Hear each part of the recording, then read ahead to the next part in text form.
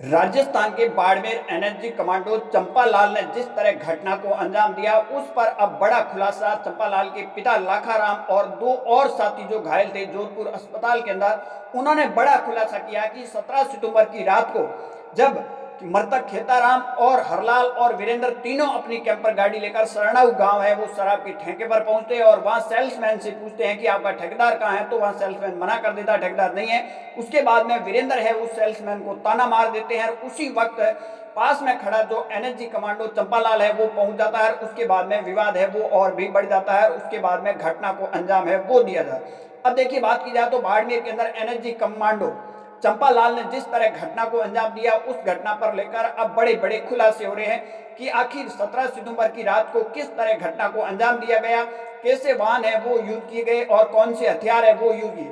दरअसल ये मामला इस तरह है कि जो मृतक खेताराम और खेताराम के दो और सेल्समैन साथी थे, जो हरलाल और वीरेंद्र, ये तीनों ही रात को अपनी कैंपर गाड़ी लेकर सरनाऊ है वो शराब के ठेके पर पहुंचते हैं। और वहां पहुंचने पर शराब का जो सेल्समैन था जिसका नाम हरीश था, और हरीश से पूछते हैं, वीरेंद्र पूछता है कि आपका जो ठेकेदार है वो कहाँ है। तब उस वक्त जो हरीश होता है वो मना कर देता है कि वो ठेकेदार यहाँ नहीं है। इस बात को लेकर है वो वीरेंद्र ताना मार देता है और ताना मारने से कहता है कि आपका ठेकेदार तो यहाँ रहता नहीं है, तो आखिर आप पैसे कैसे कमाओगे। इसको लेकर उन सेल्समैन और वीरेंद्र के बीच में बहस होती है। उसी वक्त बात की जाए तो वहां एनएसजी कमांडो चंपालाल है वो पहुंच जाता है और बहस धीरे धीरे आगे बढ़ती है। उसके बाद में ग्रामीण इकट्ठे हो जाते हैं और ग्रामीण समझाइश करते हैं। उसके बाद में जो चंपालाल मृतक खेताराम की जो बोलेरो गाड़ी थी उसकी चाबी है चंपालाल निकाल देते हैं और उसके बाद में अपनी गाड़ी है वो आगे खड़ी कर देते हैं। परंतु उसके बाद में जो लोग थे वो समझाइश कराते हैं और चंपालाल के पास जो खेताराम की गाड़ी थी, मृतक खेताराम की, उनकी बोलेरो की चाबी है वो दिलवा देते हैं। परंतु चंपालाल अपनी स्कॉर्पियो है वो आगे नहीं लेता। उसके बाद में जो मृतक खेताराम है वो अपनी ही बोलेरो गाड़ी को चालू करता है और उसके बाद में आपने वीडियो देखे होंगे जहां उस स्कॉर्पियो गाड़ी को टक्कर मारता है, जो वीडियो सोशल मीडिया पर भी वायरल हो रहा है।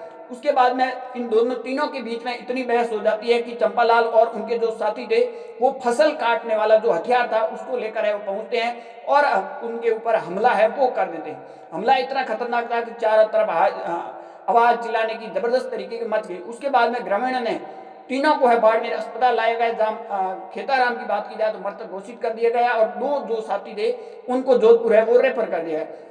अब जो दो जोधपुर के अंदर रेफर किए थे उनमें अब ऑपरेशन होने के बाद में जब होश आया तब उन्होंने मीडिया से रूबरू होते हुए कहा कि जो ये घटना मैंने बताई इस तरह घटना को है वो अंजाम दिया गया।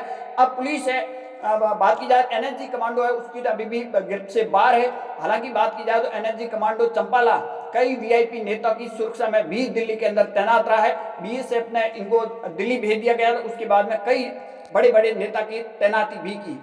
परंतु चंपालाल के पिता ने यह बताया कि हमारा पुराना कोई भी इस तरह का विवाद नहीं था और जो उनके रिटायरमेंट का जो कार्यक्रम था उस कार्यक्रम के दौरान मृतक चंपालाल का जो परिवार, किशोरी खेताराम का जो परिवार था वो भी पहुंचा था और पुरानी ऐसी कोई भी साजिश नहीं थी। उसके बाद में ये घटना किस तरह अंजाम दिया गया, जो लाखाराम है एनएसजी कमांडो के पिता वो भी कह रहे हैं कि हमें इस बात का अंदेशा नहीं था कि ये इतनी बड़ी घटना हो जाएगी और ये घटना छोटी सी बात को लेकर है इतनी बढ़ गई कि एक दूसरे की जान लेने पर आमादा हो गई। आपकी इस पर क्या राय, कमेंट सेक्शन जरूर देना। ज्यादा जानकारी के लिए हमारे यूट्यूब चैनल और फेसबुक पेज को जरूर फॉलो कीजिए।